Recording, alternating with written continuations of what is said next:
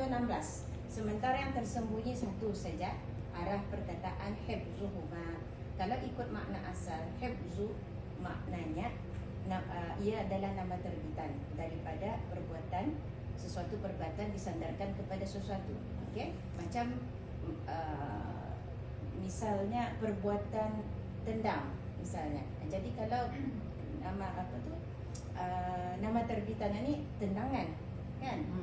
Jadi ini hifzuhuma, yang menjaga keduanya. Keduanya maksudnya langit dan bumi. Siapa yang menjaganya? Jadi tersembunyi di sana, siapa yang menjaganya?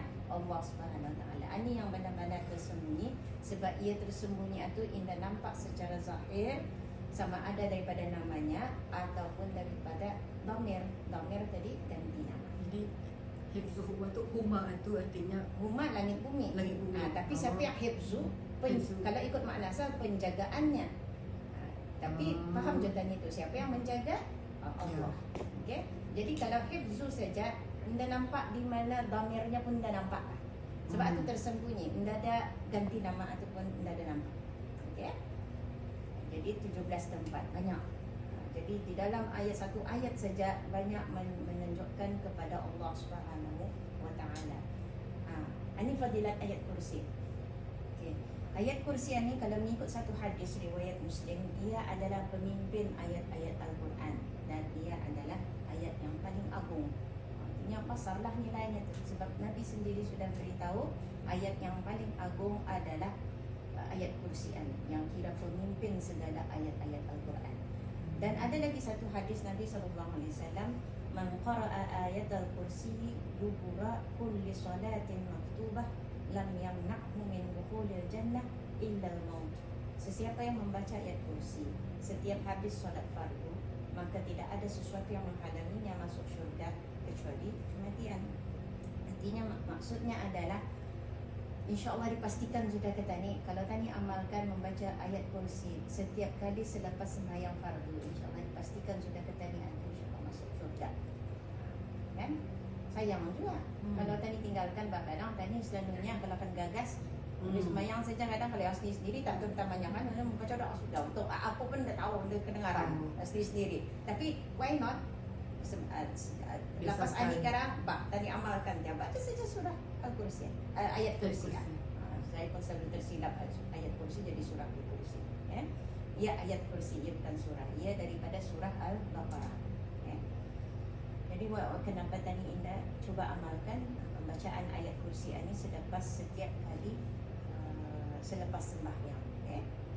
Jadi tadi cuba satu-satu ayat tadi kan tadi tadabbur, kan tadi teliti benar-benar maksudnya. Allahu la ilaha illa huwal hayyul qayyum. Jadi sini ada dua jumlah ataupun dua ayat. Allahu la ilaha illa huwa, kemudian al hayyul qayyum. Di sini dinyatakan Allah ini tunggal, satu saja. Ia kalau kita lihat surah Al-Ikhlas kan, qul huwallahu ahad, kan? Ahad tadi satu. Ada beza dengan wahid. Kalau dalam bahasa Arab mengira wahid, isnin, selasa, arba'. Ia tidak akan mengatakan ahad, isnin, selasa. Tadi hanya menamakan ahad, hari ahad. Tentu Melayu. Tapi kalau dalam bahasa Arab wahid. Kenapa wahid atau wahid? Kenapa indah qul huwallahu wahid? Indah qul huwallahu ahad. Sebab ahad itu menunjukkan Allah itu satu-satunya. Kalau wahid ini akan ada isnan, salasa, arba'a, khamsah. Itu melihat kepada penggunaan bahasa Arab. Jangan tadi lihat yang Melayu, tadi Melayu ahad, isnin, selasa. Jadi ini tak menunjukkan Allah itu tunggal, ahad. Allah la ilaha illa Allah, la ilaha, tiada Tuhan, la ilaha. Allah ni kalau ikut asalnya juga sebenarnya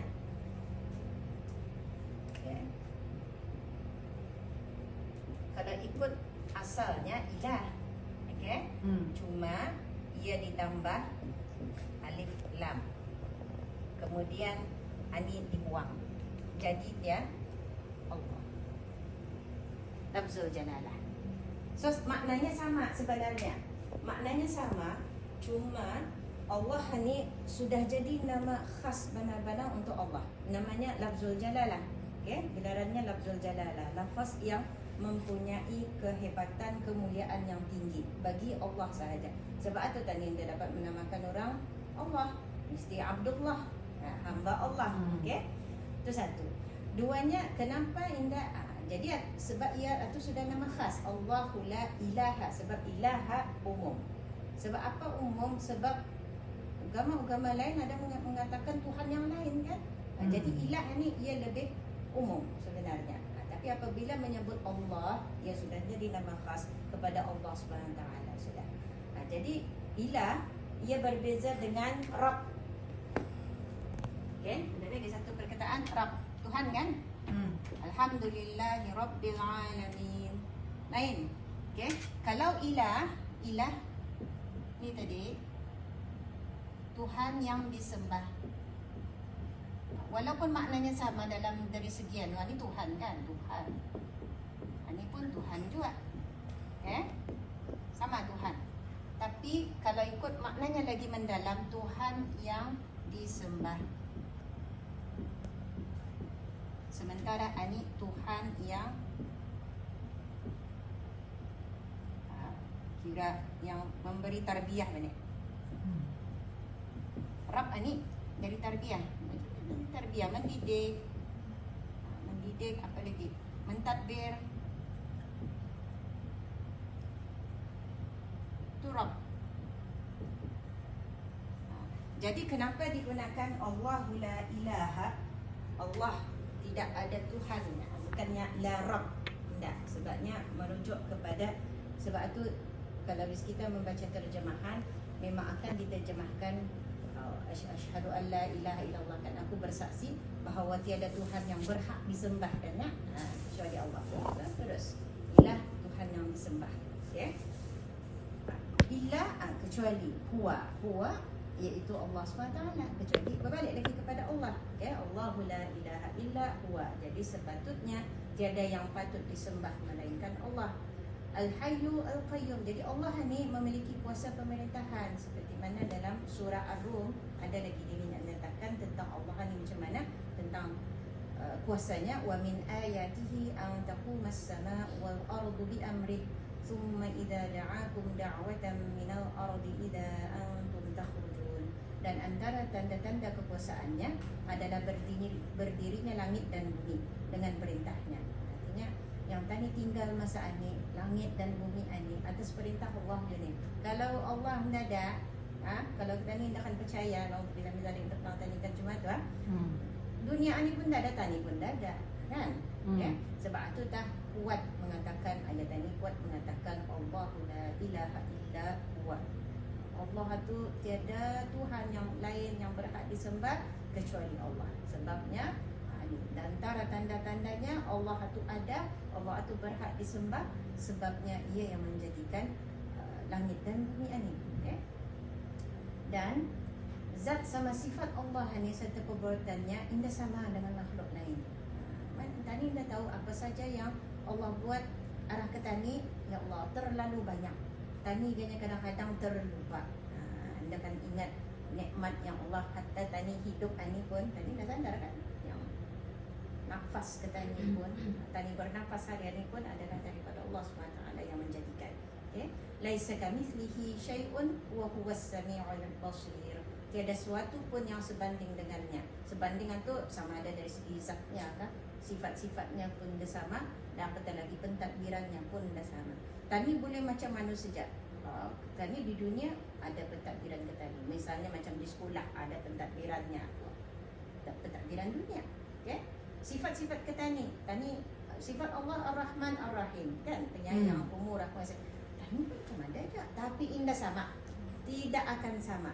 Allah lagi pemurah, lagi pengasihan. Tidak akan sama sifat-sifat ke tani dengan Allah SWT. Jauh, terlalu jauh. Wa huwas samiul alim, dan dia maha mendengar lagi maha melihat. Dan tentang Al-Hayyu dengan Al-Qayyum, Al-Hayyu ini kan hidup, dia yang maha hidup. Artinya maksudnya berkekalan, baqa. Tadi kan belajar 20 sifat kan. wujud dan baqa. Baqa itu pun ia kekal, ia menunjukkan bahawa Allah itu sentiasa hidup, tidak akan mati. Kata ni ada lagi kan mati ni. Mati pasal tu hidup. Kalau sudah mati itu hatta asal kata ni pun daripada tidak ada. Tapi Allah SWT Al-Hayyu ni memang hidup dari dulu pun hidup. Tidak tahu bila anunya. Itu sifat Allah SWT. Okay? Hidup adalah sebagai sifat wajib bagi Allah dan wajar pula baginya bersifat mengetahui, berkehendak dan berkuasa. Namanya pun hidup, ia sentiasa berkekalan, baqa. Artinya semua sifat-sifat yang berkaitan pun untuk Allah juga. Ia maha mengetahui, ia maha berkehendak, ia maha berkuasa. Kalau kita ni ketua-ketua pun atau saya pun sebagai seorang guru, hendaknya saya ada student, dah lama ni ujungnya kamu pun mengganti ustazah. Mbaknya apa, ustazah akan hidup sampai bila-bila, kamu yang jadi pelapis ustazah. Susahnya mencari, susah yang akan mencari pelapis misalnya, pelapis kami susah. Dalam bidang saya yang tafsir susah. Setakat ni belum ada yang susah. Pasalnya tidak ada minat atau tidak ada. Itu yang payah. Walaupun ada ni masa ni yang kami macam 3 orang tapi yang 2 ni macam belum mendalam. Tapi cuba disuruh juga. Jangan yang macam siapa lagi. Tapi itu pun umur dah jauh kami anak. Seartinya yang muda-muda belum ada. Belum nampak lagi. Belum. Kalau tu kami Allah lambat kami itu sebenarnya bertindak. Sepatutnya dari awal sudah lepas kami itu karena guru patutnya ada lagi lepas itu ada lagi. Yang bidang agama ni yang kalau kan kirakan sedikit ketinggalan. Especially kalau bagian takhasus, artinya yang pakar berada satu-satu bidang. Kalau macam bidang secara umum pengajian Islam itu ramai. Tapi kalau yang mendalam satu-satu bidang itu yang susah. Barangkali mesti dari form 6 satu kali sudah. Dari masanya Dismahab itu kali sudah mesti benar. Sudah melihat siapa dapat diploma awal. Benar. Dapat diorang masuk UNISA ataupun ke Mesir ke apa. Lepas diorang undergraduate pun Indah nampak bahkan ke mana tuju diorang itu. Itu sayang. Patutnya sudah masuk universiti itu belum di awal kan? Kami di awal. Ini tidak. Kami terlepas pandang perkara itu. Sayang. Macam di sekolah Arab rata-rata ramai yang ditanyakan. Saya dah pernah tanya macam diorang itu. Lepas ni kita akan ambil jurusan apa? Entah belum tahu lagi. Form 5 tu ditanya, where do you want to go lepas ni? Dah tahu akan ambil apa? You don't know if you want usuluddin ataupun syariah. Dah belum tahu lagi, kena ambil umum saja. Tapi macam mana kalau bidang lain? Bidang yang bukan agama. Macam mana tu juga? Tapi kita lagi dari kan? Dari IBTE kita, UTB. You know where you wanted to go masa form 5 sudah.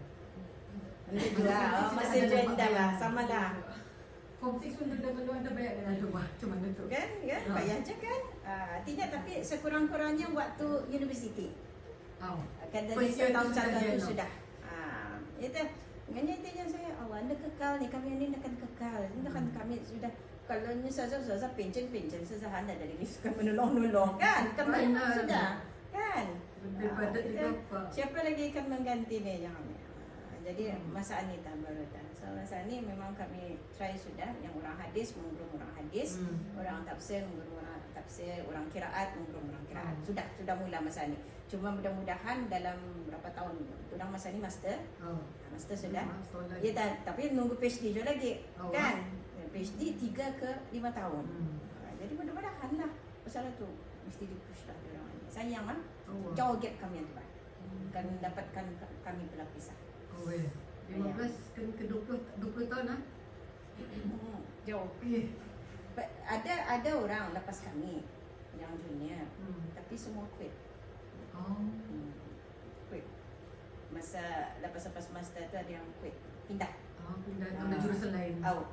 Pindah, bukan jurusan lain. Tidak sanggup menjadi pensyarah sebab tidak sanggup kan ambil PhD apa itu inilah. Ada juga tu. Kami sampai sayang kan, banyak kami terlepas orang. Jadi kami cuba yang belum benar sebab sampai bila je tani akan mengharapkan orang luar. Sedangkan orang lokal kita ni ada sebenarnya ramai. Cuma diorang kekurangan kami adalah kami terlepas pandang untuk menganukan diorang ni mana-mana, diajar mana-mana kan. Okay. Jadi Anita, bezanya manusia, beza manusia dengan Allah. Allah itu sentiasa hidup, jadi dia dah Allah ni yang ketua benar-benar, kan? Dia yang berkuasa benar-benar. Jadi Al-Qayyum, dia sentiasa berdiri. Maksudnya apa berdiri itu? Itu nah, dia jadi Rabb itu. Maksudnya menguasai pentadbiran segala makhluk. Artinya kalau anda qayyum, kalau anda berdiri, kan macam orang ketua, mesti berdiri, mesti dia jadi kan. Kalau ia mendahului kan. Kalau ia dah tetap teguh, habislah. Jadi anita sifat Allah, bagaimana ia qayyum itu yang sentiasa berdiri. Ya anda akan ni orang cuba tidak ada sama bandingannya. Qayyum, qiyamul lail tu qiyam berdiri. Dari qama. Yes. Dari qama. Qafalid mim. Qama. Yaqumu. Qiyam. Qama berdiri. Okey.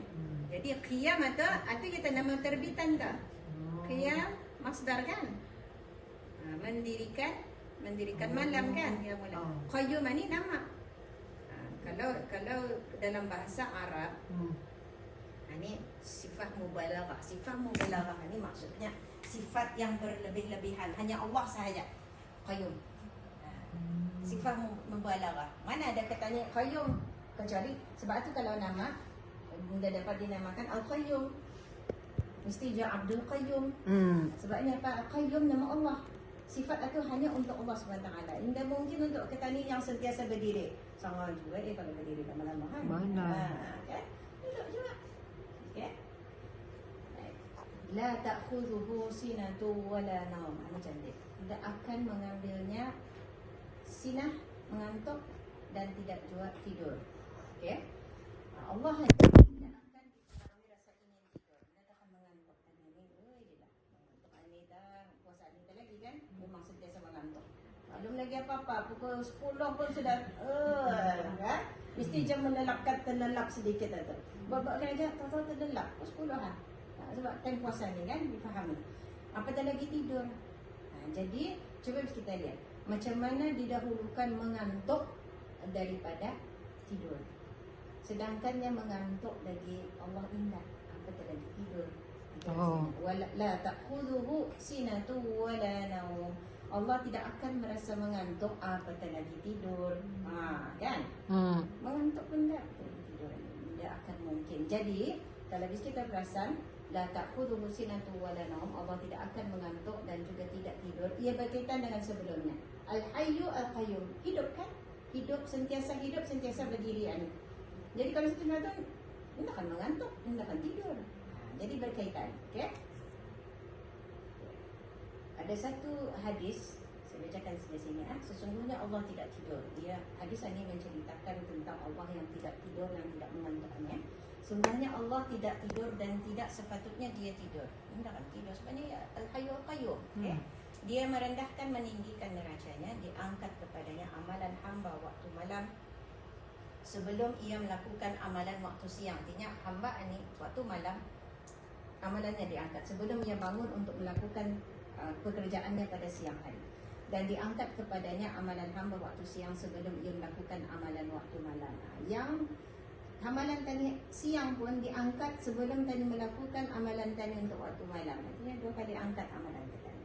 Hati-hati, sebabnya semua pekerjaan kita ni diambil nilai oleh Allah Subhanahu Wa Taala. Sebab tu Allah tidak akan mengantuk apalagi tidur sebab ia melakukan kerjanya. Memang Allah ni menilai hamba-hambanya. Okay? Hijabnya adalah cahaya atau api. Jika dia membukanya, pasti nur wajahnya itu akan membakar saujana pandangan mata manusia. Artinya hadis ini mengandungi satu retorik ataupun satu kesusastraan. Bukan pulang benar-benar ada api, ada apa. Tapi maksudnya di sini, kalau benar-benar Allah itu ada wajah, ia bukannya akan mengatakan Allah itu berwajah macam manusia. Tidak. Tapi Allah itu bercahaya. Kalaulah sekiranya kita ni boleh nampak masa ini lah, membakar. Tapi bila tadi boleh nampak wajah Allah? Ya, hari akhirat. Okay? Kalaulah tadi kan, ini boleh tadi kaitkan dengan peristiwa Nabi apa yang jumpa Allah ni, kan ia terkejut kan benar-benar. sampai pingsan. Nabi Musa. Di Jabal tu kan. Sebab kita terkejut melihat macam mana pandangan Allah SWT itu membagi kita terkejut, membagi dia. Jadi boleh dikaitkan dengan hadis ini. Kalau lah kita ni nampak Allah masalah dan tidak ada maksiat langsung di dunia masa ini. Lahu ma fis samawati wa ma fil ard. Jadi baginya, lahu ni baginya, iaitu bagi Allah SWT apa yang ada di langit dan apa yang ada di bumi. Jadi semua sekali sebenarnya langit bumi ini semua tunduk. Tani ni yang di bumi, kan? Sepatutnya tani pun tunduk kepada Allah SWT. Tapi apa hal kejadian masa ini, banyaknya orang lupa akan kewujudan Allah SWT. Kan? Ayat ini juga menegaskan tentang kelangsungan pengurusan Allah secara kekal berterusan. Artinya semua urusan di dunia dan di langit semua berterusan. Menunjukkan Allah itu kan Al-Hayyu Al-Qayyum itu kan, tidak mengantuk, tidak tidur lagi. Jadi apa yang ada di langit dan di bumi semua sekali adalah di bawah pengurusan Allah Subhanahu Wa Taala. Tidak akan tertinggal satu pun apa-apa pekerjaan kita ni, kecuali semua dilihat oleh Allah Subhanahu Wa Taala. Okey? Semua diuruskan. Okey. Ada satu ayat dalam surah Maryam, surah 395. In kullu man fis samawati wal ard illa atir rahmani 'abda. Laqad ahsahum wa 'addahum 'adda wa kulluhum atihi yawmal qiyamati farda. Tiada sesiapa pun di langit dan di bumi melainkan dia akan datang kepada Tuhan yang pemurah, iaitu Ar-Rahman tadi kan, sebagai hamba dalam keadaan tunduk dan merendah diri. Tanilah tu sepatutnya tiada siapa pun ya kan, kecuali dia akan datang dalam keadaan tunduk dan merendah diri. Itu yang sepatutnya kita buat. Demi sesungguhnya Allah telah mengira mereka, mengira ini macam menghisap mereka, menilai mereka dengan ilmunya. Ilmu Allah SWT luas dan menghitung mereka satu persatu. Artinya dihisap orang ni, dinilai, tidak ada seorang pun yang tersembunyi daripada kiraannya. Artinya kalau sedikit saja tani buat dosa pun dikira. Masa ni kalau tani macam saya makin ada salah sedikit bahan dapur lah, kita terus saja, lurus terus saja.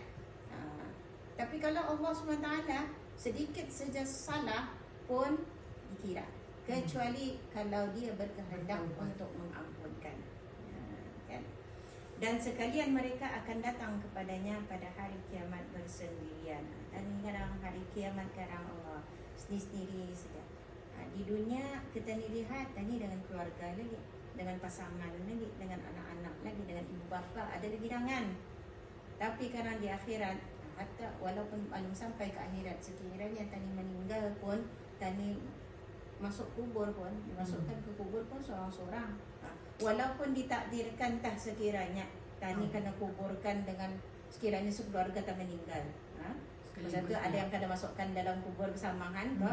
Tapi maksudnya adalah tujuh saja, tapi kerana nilai, kerana soal kubur seorang-seorang dia masih tidak ada mendangani tu. Tidak ada, walaupun dia sama-sama dalam kuburan. Okay? Tidak ada. Okay? Tanpa harta, tanpa anak, tanpa penolong. Kalau di dunia boleh lagi diharapkan ni, yang harta, anak dan kawan-kawan apa ni, kawan-kawan kan sebenarnya jadi penolong. Tapi di akhirat sekarang dah tak lagi ada. Okay? Man dzalladzi yashfa'u 'indahu illa bi'idnih. Siapakah nantinya, siapakah yang akan memberi syafaat di sisi Allah kecuali dengan izinnya. Anitah sebenarnya antara tanda keagungan dan kebesaran Allah. Wa kam min malakin fis samawat la tughni syafa'atuhum syai'a illa min ba'di an ya'zana Allah liman yasha'u wa yarda. Dan betapa banyak malaikat di langit. Kam min malak. Betapa banyak malaikat di langit, tidak berguna syafaat pertolongan mereka sedikit pun kecuali setelah Allah mengizinkan kepada sesiapa yang dikehendaki dan diridainya. Tadi kan mengharap syafaat, misalnya syafaat Quran, syafaat Nabi, syafaat daripada malaikat, tidak akan dapat kecuali dengan illa biizni, kecuali dengan izin Allah.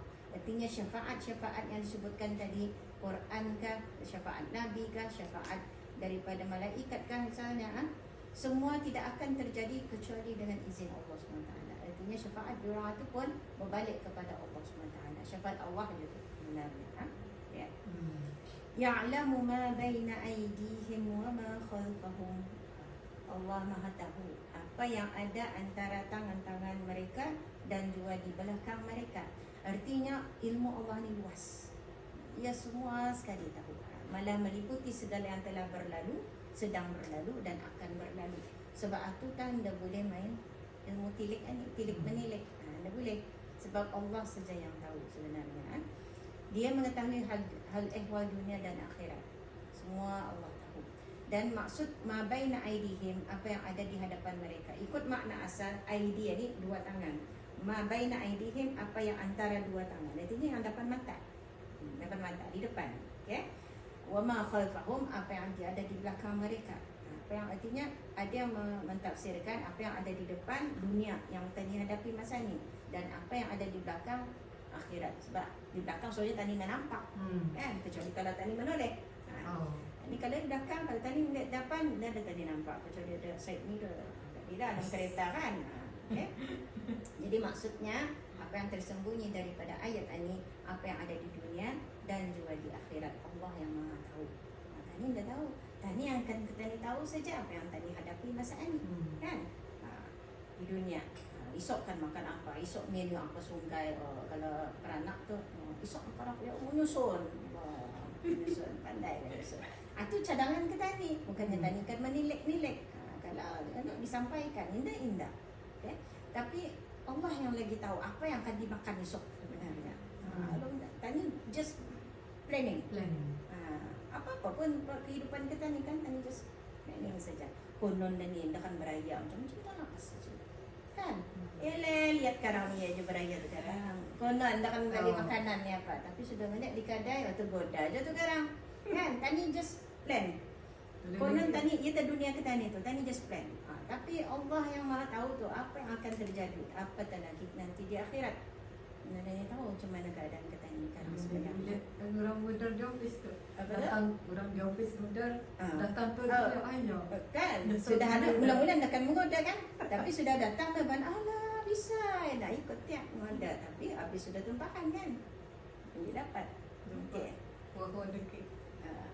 Wama, ada ayat lain juga lebih kurang menceritakan tentang Allah lagi tahu apa yang ada di dunia dan di akhirat ini. Wama natanazzalu illa bi amri rabbik lahu ma baina aydina wa ma khalfana wa ma baina dhalik wa ma kana rabbuka nasiya. Jibril alaihissalam berkata kepada Nabi Muhammad SAW, dan tidaklah kami turun, wa ma natanazzalu, tidaklah kami turunnya. Maksudnya apa? Turun menyampaikan wahyu dari semasa ke semasa, melainkan dengan perintah Tuhanmu. Kepunyaannya lah apa yang ada di hadapan kita, ma baina aidina, apa yang di hadapan kita, dan apa yang ada di belakang kita, serta apa yang ada di antara keduanya. Artinya di dunia dalam tani menuju ke akhirat, atau artinya masa dalam kubur, masa tani menghadapi kematian, masa tani dalam kubur, sama ada dapat siksa ataupun dapat nikmat. Mudah-mudahan dapat nikmat lah. Sebabnya belum menuju ke akhirat ataupun bagi susah hati sudah di azab di dalam kuburan. Macam mana apa yang akan kita dapat? Itu semua adalah semua urusan Allah SWT. Dan tidaklah Tuhanmu itu lupa. Wa ma kana rabbuka nasiya. Kepadamu disebabkan tiada turunnya wahyu itu.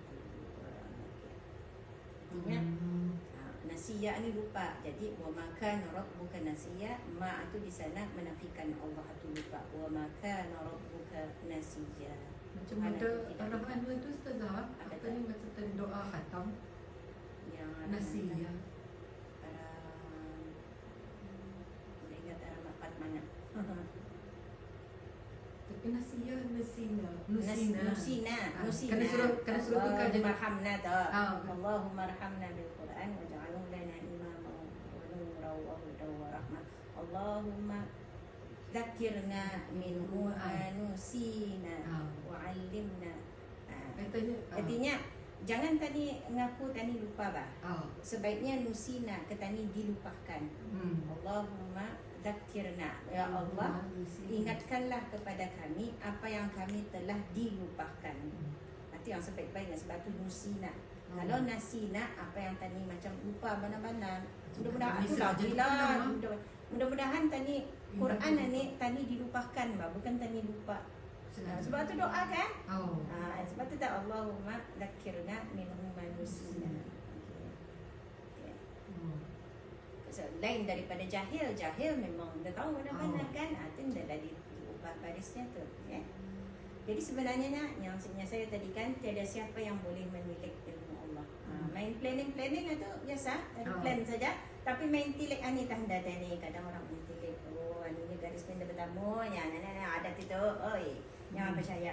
Ada orang main tilik apa lagi? Main hari bulan dah apa, hari bulan tani lahir dah apa. Jangan percaya. Jenis orangnya cuma intinya. Kalau tani percaya, dosanya besar. Okay? Ia sama macam syirik. Pasalnya apa? Mempercayai sesuatu yang sama dengan ketentuan Allah SWT. Banyak Allah saja yang tahu. Mana boleh tani percaya yang main tilik apa ni? Sedikit pun melainkan jika Allah SWT memaklumkannya. Kalau Allah ada memaklumkan, misalnya hari kiamatnya tanda-tandanya begini-begini, itu Allah beritahu tanda saja. Tapi bila hari akhirat, berapa hari bulan hari akhirat, waktu bila, pagi ke petang ke malam ke, tidak. Yang benar-benar exactly time-nya tidak Allah beritahu. Allah telah mendedahkan sebahagian ilmunya kepada Nabi SAW, antaranya berupa syafaat. Kan ada Allah bagi tahu Nabi syafaat. Nabi pun memberitahu Quran ini pun syafaatnya. Iqra'u al-Quran fa innahu ya'ti yawmal qiyamah syafi'an li ashabi. Baca Quran. Sebabnya Quran ini kadang pada hari kiamat dia datang menjadi syafaat. Itu Nabi beritahu. Okay? Dan semua ini pun walaupun macam itu tertakluk je kepada keizinan Allah SWT. Katalah Allah anda izin, mana tadi tahu kan? Bila mudah-mudahan Allah izin. Sebab itu tani perlu bersihkan hati kita ni. Misalnya saja, maaf cakap, sekiranya tak masuk pertandingan, kan baca Quran, bertandingan baca Quran, kan? Bisa orang ni baca Quran ataupun menghafal Quran misalnya, pertandingan menghafal Quran misalnya, kan? Yang kita ni, bisa ya hafal dia. Kalaulah sekiranya ada di hati orang itu sedikit riak pun, mana kan dapat tu syafaat Quran juga, kan? Jadi mudah-mudahan tani dijauhkanlah daripada perkara-perkara macam itu, sebab semua sekali ini pun atas izin Allah SWT. Tak perlu ikhlaskanlah niat katanya tu. Dan keizinannya tidak diketahui melainkan dengan wahyu daripadanya. Artinya memang daripada Allah, apa-apa pun memang daripada Allah SWT. Masih lagi tentang ilmu Allah selepas ini. Wala yuhituna bi syai'in min 'ilmihi illa bima syaa. Dan kamunya tidak akan mengetahui, manusia tidak akan mengetahui sesuatu pun daripada Allah SWT. Kalau ikut makna asal wala yuhituna, kamu tidak, manusia tidak akan mengelilingi dengan sesuatu, artinya tidak akan mengetahui. Okay? Tidak akan mengetahui sesuatu pun daripada ilmu Allah SWT kecuali illa bimasya, kecuali dengan apa yang ia mahu saja. Okay? Pemerintahan dan kuasa Allah ini luas. Seluruh langit dan bumi berada dalam kuasanya, bumi akhirat. Ya, Allah yang maha tahu yang semua perkara, yang damitkah, yang besarkah. Kalau kita ni kadang-kadang macam mana kalau baby ni biasanya yang damit-damit ni kadang tadi tahu je. Tapi Allah lagi tahu yang lebih mendalam. Katalah kita ni kan, baby ni biasanya hafal hari bulan birthday, hari bulan anniversary, hari bulan.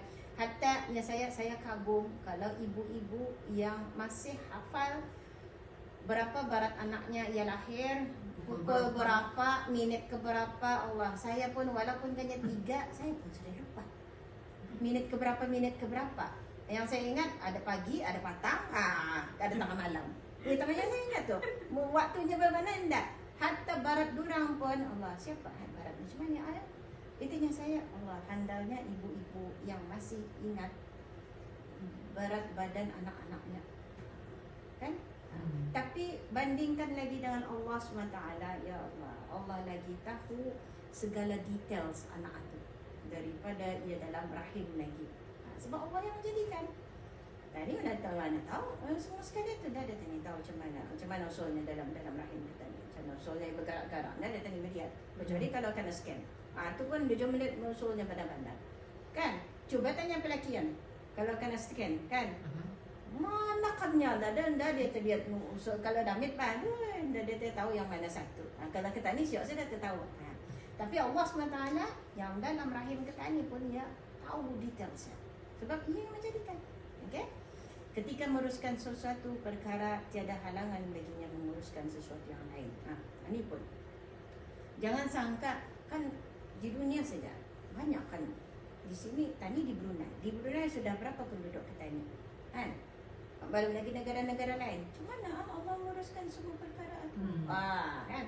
Kalau kita ni paling-paling pun di bini selalunya kalau memasak dapat lagi membuat kerja lain masuk-masuk kan. Ataupun dapat lagi menyasar apa itu ni. Hebat ni tania ni dapat lagi message kadang.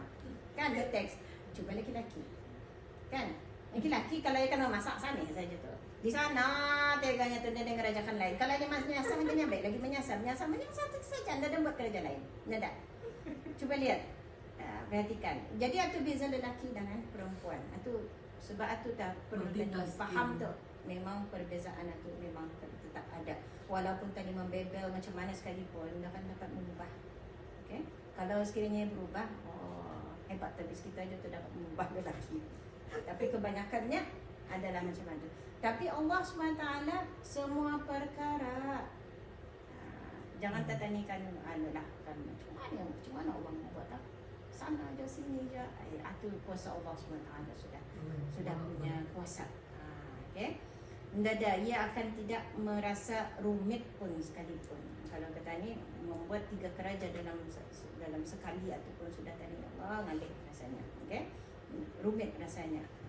Tapi Allah SWT beribu-ribu berjuta-juta hatta lebih dari berjuta-juta kerja pun dalam satu masa Allah SWT Maha berkuasa. Itu tak ilmunya. Okey, itu tak kuasanya. Sebab itu tak berkaitan lagi dengan ayat selepasnya wasi'a kursiyyuhus samawati wal ard. Okey. Allah ni yang luas kursinya. Luas kursinya itu seluas langit dan bumi. Kan? Kalau kursi besar ni saya selalu terbayang yang di center point. Ada kursi besar kan? Kan di sana di lobinya tu besar kursi ni muat dengan anak-anak menggambar. Kan? Ingat? Ada di luar coffee bean di luar kata orang tu selalu ke sana tu. Kan? Ada lobinya warna purple kalau yang serap. Besar kan? Besar kursi ni. Sebab bukannya apa saya selalu anak-anak iski tu duduk di sana tu gambar. Kursinya tu besar. Okey? Tapi betapa kalau dibandingkan gambar-gambar kami itu betapa melihat pembesaran anak-anak tu lah. Dulu dah muatlah ketiga. Muat. Sudah ni dah ada lagi muat. Artinya itu lagi besar tu kursi tu. Kan? Dan untuk kanak-kanak ya besar. Tapi ini kursi Allah ni ya Allah sebesar luasnya langit dan bumi. Katanya dia bayang macam mana. Sedangkan tadi dunia ini pun sudah besarnya macam mana. Langit lagi. Macam mana besarnya? Okey. Luasnya kursi Allah ni ada beberapa pendapat sebenarnya. Susahkan mencari yang benar-benar iktimad ataupun persetujuan ulama. Apa tak maksudnya benar-benar? Sebabnya apa? Okay, sebabnya ayat-ayat macam ni adalah digolongkan dalam ayat al-mutasyabihat. Okay?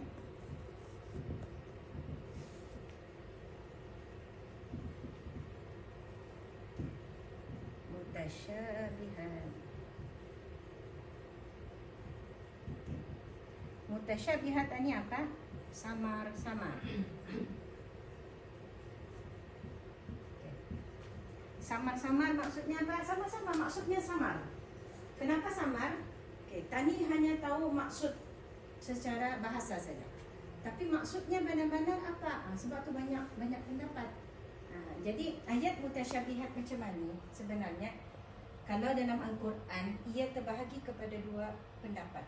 Satu pendapat ulama salaf, satu pendapat ulama khalaf. Okey. Jadi saya ingin je memperbetulkanlah sekarang lapasan ni kali tuan-tuan.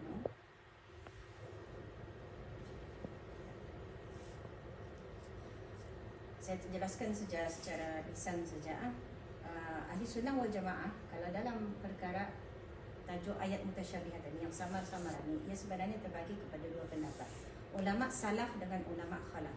ulama salaf ni ulama yang terdahulu. Okey, ulama khalaf ulama yang terkemudian. Walaupun ada juga ulama terkemudian yang mengikut ulama salaf, ada juga. Okey.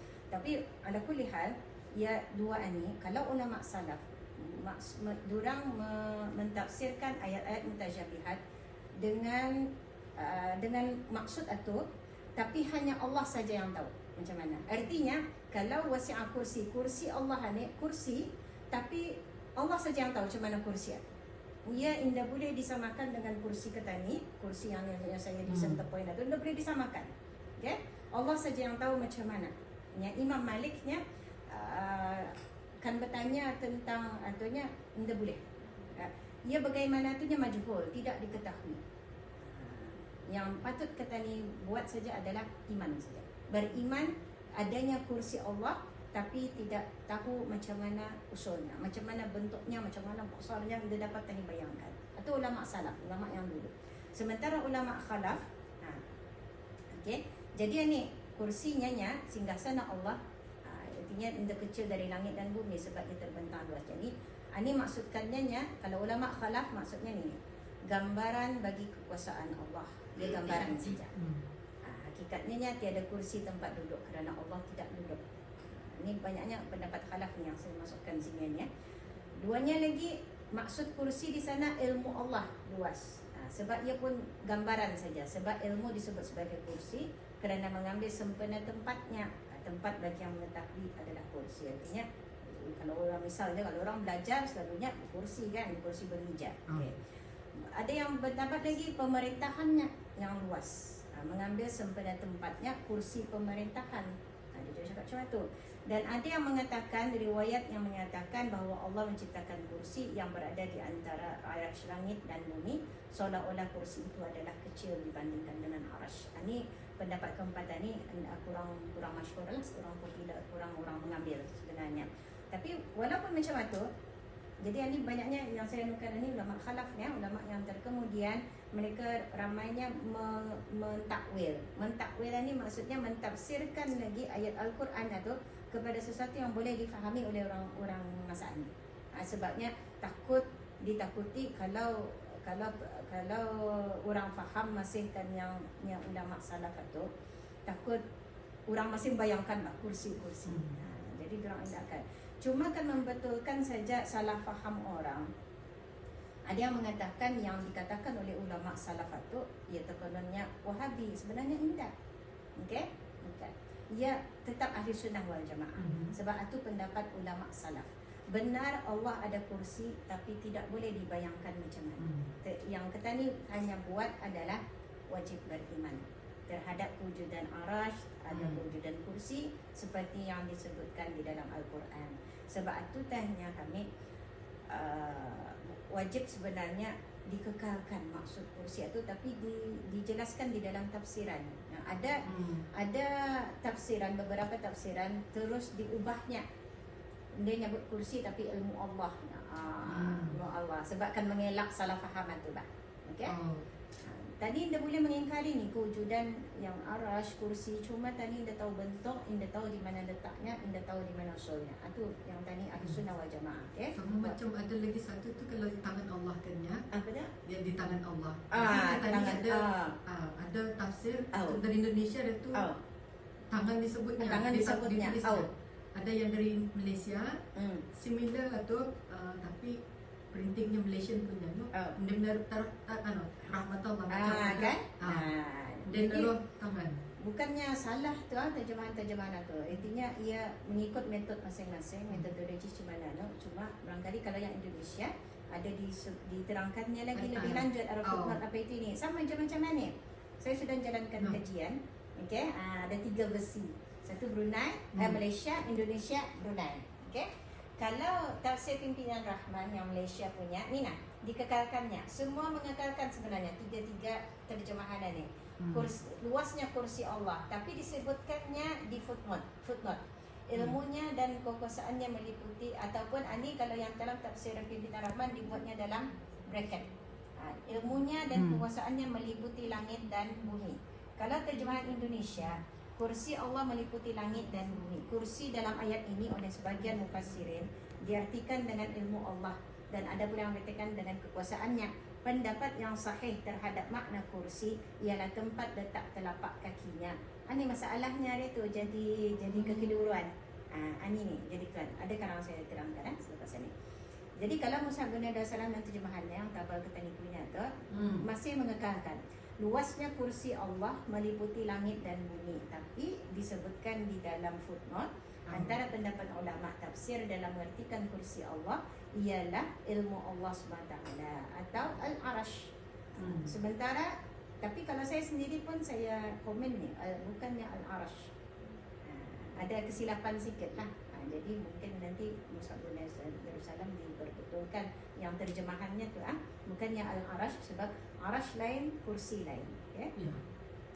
Jadi sebenarnya majoriti para mufassirin, kalau saya rujuk kepada kitab-kitab tafsir, memang ada merekodkan riwayat daripada Ibnu Abbas tadi memberitahu tentang kursi atau memang tempat letak dua kaki, maudhi'ul qadamain.